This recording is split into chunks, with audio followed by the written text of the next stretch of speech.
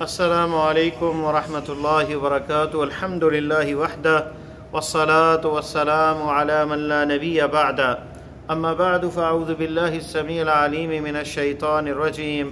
رب اشرح لی صدری ویسر لی امری واحلل عقدۃ من لسانی یفقہوا قولی. معزز سامعین، آج کی نشست میں ہم پڑھیں گے کہ عمل صالح، نیک عمل کی قبولیت کی کیا شرطیں ہیں. کون سا عمل اسے ہم کہہ سکتے ہیں یہ صالح ہے، یہ انشاءاللہ اللہ کے ہاں قبول ہوگا.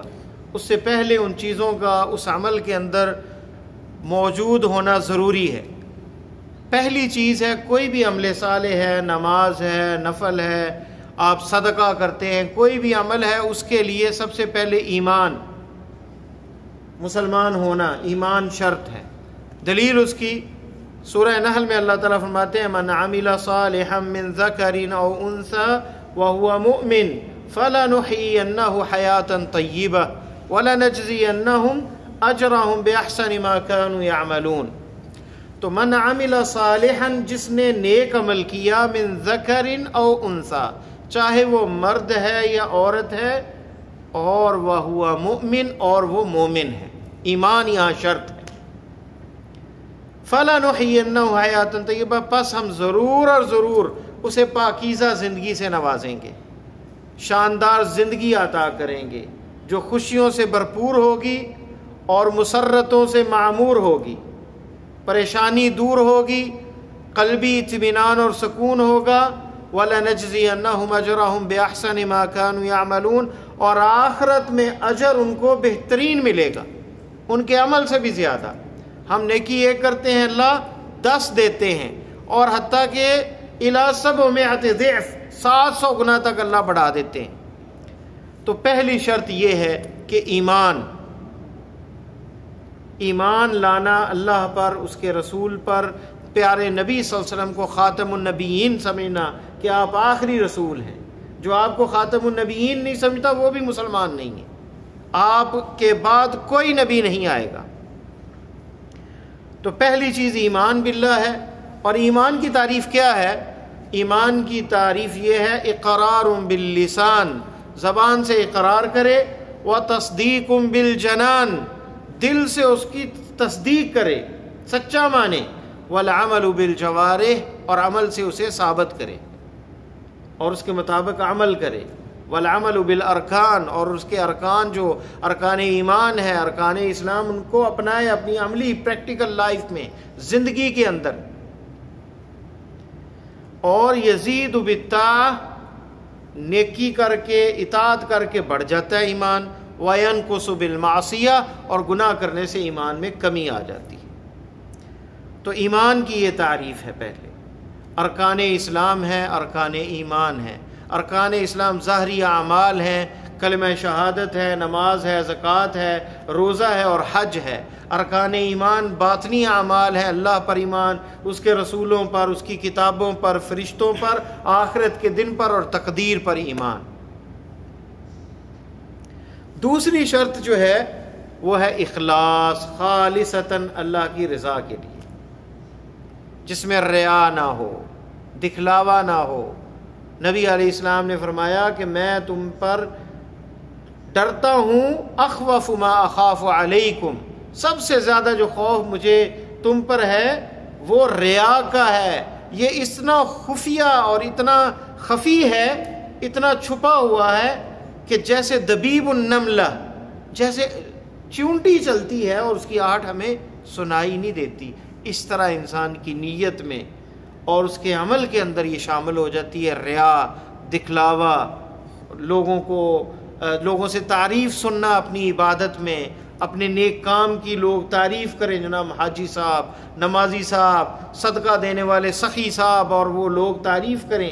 جب اپنے انسان خوش ہو ان تعریفوں پر، فوٹو سیشن کروائے اور خوشی محسوس کرے، لوگ کمنٹس کریں اس پہ، تو پھر اسے فکر کر لینی چاہیے پتہ نہیں یہ عبادت ہے یا پھر صرف لوگوں کی شہرت ہے، اس کے لیے یہ کر رہا ہے. کتنے لوگ ہم نے دیکھے ہیں عمرے پہ جاتے ہیں جناب، اور جناب وہ موبائل اس کے ساتھ ہے اور جناب کمنٹس آ رہے ہیں، ماشاءاللہ عیسیٰ ہمارے لیے بھی دعا کریں، وہ بڑے خوش ہو رہے ہیں، کتنے کمنٹس آ رہے ہیں، جتنے زیادہ اب یہ پتہ نہیں اتنی محنت سے بیچارہ آیا، کوئی ریاض سے، کوئی دمام سے، کوئی مسیجید سے، کوئی یہاں شفیہ سے، اور کوئی 50 کوئی 100 400 کلومیٹر، کسی نے 500 کیا، کوئی جدہ سے گیا 100 کلومیٹر کر کے، وقت بھی نکالا اور پھر ہاتھ میں کچھ بھی نہیں آیا۔ وہ سب کمنٹس پہ جو ہے نا لوگوں کی جو ہے وہ تعریفیں سن کے بڑا پھولا سمایا جا رہا ہے، یہ پتہ نہیں اس نے اپنا عمل برباد کر دیا، کیونکہ اسے خوشی ہو رہی ہے لوگوں کی تعریف پہ۔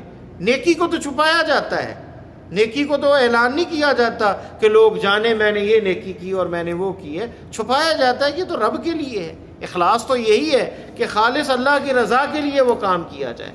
فمن كان يرجو لقاء ربه فليعمل عملا صالحا ولا يشرك بعبادة ربه احدا۔ فرمایا جو اللہ سے ملاقات کا متمنی ہے فليعمل عملا صالحا، نیک عمل کرے، ولا يشرك بعبادة ربه احدا، اپنے رب کی عبادت کے ساتھ کسی کو شریک نہ ٹھہرائے، کسی کے لیے نہ ہو کہ لوگ خوش ہو جائیں، فلاں بندہ خوش ہو جائے، لوگ راضی ہو جائیں، صرف اللہ کی رضا۔ آپ سے پوچھا گیا کہ ایک بندہ اللہ کی راہ میں جہاد کرتا ہے تاکہ لوگ کہیں کہ بڑا بہادر ہے، اور ایک اللہ کی راہ میں جہاد کرتا ہے تاکہ مال غنیمت لے، اور ایک بندہ اللہ کی راہ میں جہاد کرتا ہے لِعِلَاءِ کلمۃ اللہ، تاکہ اللہ کا کلمہ بلند ہو، کون سا اللہ کی راہ میں ہے؟ فرمایا جو اللہ کی راہ میں جہاد کرتا ہے تاکہ اس کا کلمہ بلند ہو، مال غنیمت کے لیے نہیں، اور بہادری اور شجاعت اور دلیری کے ترانے لا کے لوگ اس کی گائیں، اس کی تعریفیں کریں، اس لیے نہیں، تو خالصتاً اللہ کی رضا کے لیے۔ تیسری شرط کیا ہے؟ تیسری شرط ہے کہ سنت کے مطابق وہ عمل ہو۔ ہم مغرب کی نماز ابھی ہم نے پڑھی ہے، کتنی رکھتے ہیں مغرب کی نماز؟ 3 رکعت ہے۔ ایک بندہ آیا کہتے کہ آج 4 رکعت پڑھ لیتے ہیں، فاتحہ بھی زیادہ ہے، قرآن بھی زیادہ پڑھا، اللہ کا ذکر بھی زیادہ کیا، تو ہم کیا اسے کہیں کہ نماز تمہاری درست نہیں ہے؟ اگرچہ تم نے قرآن زیادہ پڑھا، اللہ کا ذکر زیادہ کیا، کیونکہ سنت کے مخالف ہے۔ اگر وہ آگے سے یہ کہے آپ کو چپ کرانے کے لیے، آپ کے حجت قائم کرنے کے لیے، جیسے بہت سے لوگ کرتے ہیں، منع کہاں لکھا ہے؟ میں نے تو عبادت ہی کی ہے نا، منع کہاں لکھا ہے کہ 4 نہیں پڑھ سکتے؟ جیسے ہم جس کو کہتے ہیں کہ بھائی یہ اذان سے پہلے درود نہ پڑھا کرو، درود نبی علیہ السلام پر درود پڑھنا، آپ کے لیے دعا کرنا، آپ کے لیے اللہ تعالیٰ سے رحمت کو طلب کرنا، یہ بہت بڑی عبادت ہے، یہ کرو، مانگو، لیکن اذان کے بعد، کیونکہ سنت میں یہ آیا ہے کہ جب اذا سمعتم المؤذن فقولوا مثل ما يقول المؤذن، جب اذان کہنے والا اذان کہے تو ویسے ہی کہو جیسے اذان کہنے والا کہتا ہے، ثم صلوا علی، پھر مجھ پر درود پڑھو، یہ حدیث کے لفظ ہیں۔ تو آپ پہلے کیوں کرتے ہیں؟ تو وہ جواب کیا دیتا ہے؟ میں نے نیکی ہی کی ہے، دیکھو یہ گستاخ ہے، یہ اللہ کے نبی صلی اللہ علیہ وسلم سے محبت نہیں، اسے درود سے روکتا ہے۔ کہاں لکھا ہے؟ منع کہاں لکھا ہے؟ یہ سب سے جاہل انسان یہ دلیل دیتا ہے۔ اگر ایسے ہر چیز کا منع کہاں لکھا ہے دکھائیں گے تو پھر کیا منع ہو جائے گا؟ ہر بندہ اپنی عبادت بنا لے گا اور کہے گا منع کہاں لکھا ہے؟ شریعت نے اصول اور قواعد اور قوانین بنائے ہیں کہ ہر عبادت ہوگی سنت کے مطابق ہو، آپ کے طریقے کے مطابق، علی ما شرعہ اللہ، جو اللہ تعالیٰ نے طریقہ نازل کیا ہے، یا تو قرآن میں ہے یا سنت میں ہے۔ قرآن میں اللہ تعالیٰ کہتے ہیں فَلْيَطَّوَّفُوا بِالْبَيْتِ الْعَتِيقِ، بیت اللہ کا طواف کرو۔ اب قرآن میں تو حکم ہے، اب ایک بندہ آئے وہ حجر اسود کی جگہ رکن یمانی سے شروع کر دے، لوگ لیفٹ کی طرف گھوم رہے وہ رائٹ گھومنا شروع کر دے، طواف ہو جائے گا اس کا؟ نہیں ہوگا۔ کیوں نہیں ہوگا؟ سنت کو چھوڑ دیا ہے۔ کہاں اس کی تفصیل ہے؟ حدیث کے اندر موجود ہے۔ آپ نے طواف کیا، آپ نے حجۃ الوداع میں کیا کہا؟ آپ نے کہا خذوا عنی مناسککم لعلی لا القاکم بعد عامی ھذا، اے لوگوں مجھ سے طریقہ سیکھ لو حج کا، ہو سکتا ہے اس سال کے بعد دوبارہ میں تمہیں نہ ملاقات ہو تم سے۔ تو آپ نے جیسے طواف کیا ویسے ہی کیا ہے، 7 رکعت 7 چکر ہیں، کوئی 8 چکر لگا لے تو کیا کہیں گے؟ تمہارا طواف درست نہیں، 7 ہیں، طریقہ آپ کے مطابق۔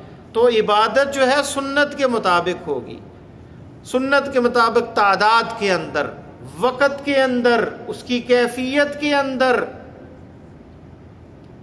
جیسے مغرب کی 3 ہے 4 نہیں ہو سکتی، وقت کے اندر مغرب سورج غروب ہونے کے بعد پڑھی جاتی ہے، اسی وقت پڑھی جائے۔ کوئی عصر کے وقت مغرب پڑھے گا، وقت چینج کرے گا تو ہو جائے گی؟ نہیں ہوگی نماز۔ تو سنت کے مطابق جب تک کوئی عمل نہ ہو قبول نہیں ہوگا۔ اور اس میں یہ بھی ذہن رہے، حدیث میں آتا ہے من عمل عملا لیس علیہ امرنا فہو رد، جس نے بھی کوئی ایسا کام کیا جس پر ہمارا حکم نہیں وہ مردود ہے۔ من احدث فی امرنا ھذا ما لیس منہ فہو رد، فرمایا جس نے نیا کام کیا اس دین کے اندر جس پر ہمارا حکم نہیں وہ بھی مردود ہے، وہ قبول نہیں ہوگا۔ چاہے جتنا مرضی اس پہ پیسے خرچ کر دے، لاکھوں خرچ کر دے، وہ عبادت نہیں ہو سکتی۔ آج معاشرے کے اندر یہ کل، یہ ساتا، یہ 40واں، یہ برسی، یہ کہاں سے آ گیا؟ یہ رسم و رواج ہے۔ کیا اللہ کے نبی صلی اللہ علیہ وسلم نے حکم دیا؟ قرآن میں ہے؟ نہیں۔ آپ صلی اللہ علیہ وسلم کے قریبی فوت ہوئے، آپ کے بیٹے فوت ہوئے، آپ کی زوجہ مطہرہ خدیجہ الکبریٰ رضی اللہ تعالی عنہا فوت ہوئیں، آپ نے نہ کل کیا، نہ ساتا، نہ 40واں۔ تو یہ بدعات ہیں، اس پہ لاکھوں روپے کوئی خرچ کر دے کوئی اجر نہیں ملے گا، کیونکہ سنت کے مطابق نہیں۔ دلیل، ابو برزہ اسلمی رضی اللہ تعالی عنہ نے عید والے دن قربانی کے لیے سوچا کہ سارے مسلمان کمزور ہیں، قربانی نہیں کریں گے، کیوں نہ عید کی نماز سے پہلے میں ذبح کر لوں اور نماز کے فوراً بعد گوشت تقسیم کر دوں، لوگوں کے گھر جلدی چلا جائے گا تاکہ وہ پکا سکیں۔ کتنی اچھی نیت ہے، نیت اچھی ہے نا۔ اور کرنے والا کون ہے؟ صحابی رسول، اللہ کا ولی ہے۔ نبی علیہ السلام کو جب پتہ چلتا ہے تو آپ کیا کہتے ہیں؟ انما ہی اشاۃ اللحم، یہ بکری کا گوشت ہوا ہے، قربانی نہیں ہوئی، قربانی عید کے بعد ذبح ہوگی۔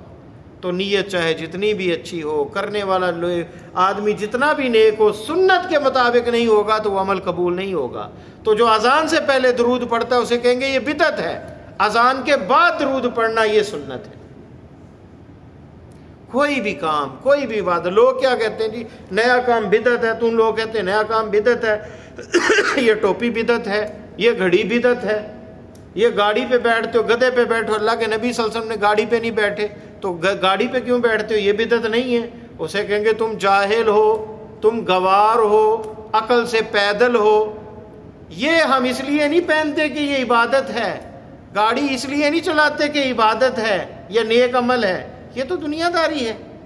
آپ نے کہا من احدث فی امرنا، ہمارے دین کے اندر نیا کام جس نے کیا، عبادت کا آغاز کیا، نیک عمل کوئی ایجاد کیا، وہ بدعت ہے۔ دنیا داری میں آپ کھاؤ جو مرضی، پہنو جو مرضی، شریعت کے مخالف نہ ہو، گھڑی پہنو، گاڑی میں بیٹھو، جہاز میں، یہ بدعت نہیں ہے۔ یہ مائکرو فون ہے، مکبر صوت ہے، یہ بدعت نہیں، یہ تو آواز آپ تک پہنچاتا ہے۔ یہ محراب ہے، یہ جو جس میں بیٹھا ہوں، یہ بدعت نہیں ہے۔ اس سے تو صرف یہ ہے کہ ایک پوری صف بچ گئی لوگوں کی، مسجد کا تھوڑی جگہ میں زیادہ لوگوں کو فائدہ ہے۔ ایک نیا بندہ آتا ہے اسے پتہ نہیں قبلہ کس طرف ہے، وہ محراب کو دیکھتا ہے، اسے پتہ چلتا ہے قبلہ ادھر ہے۔ تو یہ فائدے ہیں اس کے۔ مینار کیوں لگاتے ہیں مسجد کے اوپر؟ کہیں گے یہ بھی بدعت ہے مینار لگانا مسجد کے اوپر، جی مینار کیوں بنایا، یہ کہاں حدیث میں آیا ہے؟ ہم کہیں گے مینار اس لیے تھا، مسلمانوں نے بناتے تھے کہ اس کے اوپر چڑھ کے اذان دیتے تھے تاکہ دور تک جائے آواز، ایک یہ فائدہ تھا، کیونکہ اسپیکر نہیں تھے اس وقت۔ یہ ترقی، یعنی انسان کی عقل نے جو ترقی کی تو انہوں نے یہ مینار بنائے۔ پھر دوسرا اس کا یہ فائدہ ہے کہ کوئی نیا بستی میں آئے، وہ مینار کو دیکھ کے کہتا ہے کہ وہاں مسجد ہے، چلو نماز پڑھنے چلا جاؤں، تو اسے پتہ چل جائے کہ یہ مسجد ہے۔ اور اس لیے نہیں لگایا کہ اس سے کوئی اتنے نفلوں کا ثواب ملے گا یا جنت میں گھر ملے گا مینار بنانے سے یا محراب بنانے سے یا مائکرو فون لگانے سے. مائکرو فون لگانے سے یقیناً اس بندے کو تو اجر ملے گا جو لگوائے گا، تاکہ نیکی کی بات، قرآن کی تلاوت لوگوں تک پہنچے، دین کی بات لوگوں تک پہنچے. لیکن یہ بے عینی ہی عبادت نہیں ہے، یہ ذریعہ ہے. تو یہ ذرائع جو ہیں یہ عبادات نہیں ہیں. ان کو بدعت کہنا، اینک کو لگانا جی بدعت ہے، یہ جاہل انسان ہے. بدعت جو ہے وہ دین کے اندر نیا کام ہے. صحیح مسلم میں حدیث ہے کہ نبی علیہ السلام نے فرمایا کہ حوض کوثر پہ پیارے حبیب صلی اللہ علیہ وسلم امت کو پانی پلائیں گے جو سفید ہوگا، برف سے بھی زیادہ سفید ہوگا اور شہد سے بھی زیادہ میٹھا ہوگا، اور اس کے جو برتن ہے وہ ستاروں سے زیادہ ہے. ایک دفعہ جو پانی پیے گا کبھی اسے پیاس نہیں لگے گی. وہاں کچھ لوگ آئیں گے، انہیں روک دیا جائے گا. نبی علیہ السلام اپنی امت کو کیسے پہچانیں گے؟ اپنے اعضائے وضو سے، کہ وضو کے اعضاء چمک رہے ہوں گے. اب بے نمازی تو جو ہے، جو نماز نہیں پڑھتے ان کے اعضاء تو وضو ہی نہیں کرتے، تو وہ کیسے چمکیں گے؟ وہ تو پتہ نہیں کیسے پہچانے جائیں گے یا نہیں پہچانے جائیں گے. تو آپ کو جب دیکھیں گے کچھ لوگوں کو روک دیا گیا، یقیناً پہچانیں گے. اس کا مطلب وہ نمازی ہوں گے، نماز پڑھنے والے ہوں گے، وضو کرنے والے ہوں گے. تو آپ کو پتہ چلا کہ یہ امتی ہیں، لیکن روک دیا فرشتوں نے کہ اب آگے نہیں جا سکتے، یہ حد ہے تمہاری. کیوں نہیں جا سکتے؟ آپ نے فرمایا کیوں روک دیا میری امت کو، ان لوگوں کو؟ وہ کہیں گے آپ کو پتہ نہیں، انہوں نے دین کے اندر نئے نئے کام شروع کر دیے، نئی نئی چیزیں شروع کر دیں. 11ویں کا ختم، 12ویں کا ختم، اور یہ اور وہ پتہ نہیں کیا کچھ شروع کر دیا، نئے نئے کام، کھانے کے بہانے، اور دین کو بدل کے رکھ دیا. تو آپ کیا کہیں گے؟ سحقن سحقن، ان کو دور لے جاؤ، انہیں حوض کوثر سے پانی بھی میسر نہیں آئے گا. تو دین قال اللہ اور قال رسول ہے. ارباد ابن ساریہ کی حدیث کے ساتھ بات ہم ختم کرتے ہیں، جس میں نبی علیہ السلام نے فرمایا من یعش منکم فسیری اختلافا کثیرا، میرے بعد تم میں سے کوئی زندہ رہا تو بہت زیادہ اختلاف پائے گا. فعلیکم، کیا آپ نے فرمایا علیکم بسنتی وسنت الخلفاء الراشدین عضوا علیہ بالنواجذ، تم پر کیا ہے؟ میری سنت کو اور خلفاء راشدین کی سنت کو، ان کے طریقے کو مضبوطی سے پکڑ لو. عضوا علیہ بالنواجذ، دانتوں کے ساتھ مضبوطی سے پکڑ لو. یہ ہے وہ منہج. اور آپ نے فرمایا ترکت فیکم امرین لن تضلوا ما تمسکتم بہما، لوگو دو چیزیں تمہارے درمیان چھوڑے جا رہا ہوں، ایک اللہ کی کتاب اور دوسری اپنی سنت. لن تضلوا ما تمسکتم بہما، کتاب اللہ و سنتی، اللہ کی کتاب اور میری سنت. ان دونوں کو تھام لوگے تو کبھی گمراہ نہیں ہوگے. آج امت جو ہے وہ کہتی منع کہاں لکھا ہے. مولوی صاحب کہتے ہیں کہ کوئی حرج نہیں. کیا حرج ہے؟ نیکی کا کام ہے، لوگ کھائیں گے، دعوت اڑائیں گے، غریب لوگوں کے پیٹ بھریں گے، یتیم بچوں کے پیٹ بھریں گے، کل پہ بھی، ساتے پہ بھی، 40ویں پہ بھی. اس میں کیا حرج کیا ہے؟ میلاد کے ختم کے اوپر پورا مہینہ ہی میلاد چلتا ہے، آج اس گھر میں، کل اس گھر میں، پرسوں، اور مولویوں کی موجیں ہیں، ہر روز حلوے کھا رہے ہیں جناب، روز جو ہے پلاؤ چل رہا ہے. میلاد وہ کیسے اس کو فتویٰ لگائیں کہ یہ جائز نہیں ہے، کیونکہ ان کا تو کھانے کا سلسلہ چل پڑا ہے. تو بھائی یہ سنت سے ثابت نہیں ہے. آپ صلی اللہ علیہ وسلم 63 سال زندہ رہے، آپ کے بعد صحابہ کرام تھے، کسی نے یہ میلاد اور یہ دعوتیں نہیں اڑائیں. یہ سب دین کے اندر نئے اضافے ہیں. تو تیسری شرط کیا ہے؟ کہ سنت کے مطابق ہو. اور یہ قاعدہ ذہن میں رکھیں، کوئی بھی عبادت ہے اس کے لیے دلیل چاہیے قرآن و سنت سے. نماز کیوں پڑھتے ہیں؟ اللہ نے حکم دیا اقیموا الصلاۃ. ہم کوئی بھی عبادت کریں گے، اللہ کا ذکر ہے، کوئی نیا ذکر تو نہیں نا ایجاد کر سکتا. افضل الذکر لا الہ الا اللہ، سب سے افضل ذکر لا الہ الا اللہ، سبحان اللہ والحمد للہ ولا الہ الا اللہ واللہ اکبر. احب الکلمات الی اللہ اربع، 4 یہ کلمات اللہ کے ہاں سب سے پسندیدہ ہیں. جس نے کہا سبحان اللہ وبحمدہ 100 مرہ، اللہ تعالیٰ اس کے گناہ معاف کر دیتے ہیں، چاہے سمندر کی جھاگ کے برابر کیوں نہ ہو. تو یہ ذکر ہے، یہ دلائل ہیں اللہ کے ذکر کے. ان چیزوں کے نماز پڑھنے کا حکم ہے، ذکر کرنے کا حکم ہے. اشراق کی نماز جو پڑھتا ہے، حج عمرے کا ثواب، آپ نے گویا اس دن کے جو ہے اس دن کا شکر ادا کر دیا. 360 اعضاء، 360 صدقے کر دیے اپنے اعضاء کے جو 2 رکعت نماز پڑھتا ہے. یہ دلائل ہے. تو ہر عبادت جو ہے اس کی دلیل ہے. جو کہے کہ منع کہاں لکھا، اس کو کہو کہ تم جیسا جاہل کوئی نہیں ہے. اور جو گھڑی کو بدعت کہے اور اینک کو کہے کہ تم سے بھی بڑا جاہل کوئی نہیں. دین کے اندر کوئی نیا کام ہوگا تو وہ بدعت ہے. دنیا میں کوئی جو ہے اس کو کوئی بدعت نہیں کہتا. تو یہ 3 شرطیں ہیں. سب سے پہلے ایمان، اخلاص خالصتاً اللہ کی رضا کے لیے، اور سنت کے مطابق ہو. چوتھی چیز جو یہ سنت کے مطابق اس کی تفصیل میں یہ ہے کہ وہ عبادت، وہ طریقہ، وہ سلیقہ، وہ جس سے محبت ہے، چاہے نفرت ہے، چاہے وہ عمل ہے، چاہے قول ہے، چاہے وہ عقیدہ ہے، وہ سب سنت سے ثابت ہو، آپ کے طریقے کے مطابق ہو. جس کی دلیل نہیں، 5 نمازیں ہیں تو 6ٹھی نماز کوئی فرض نہیں کر سکتا.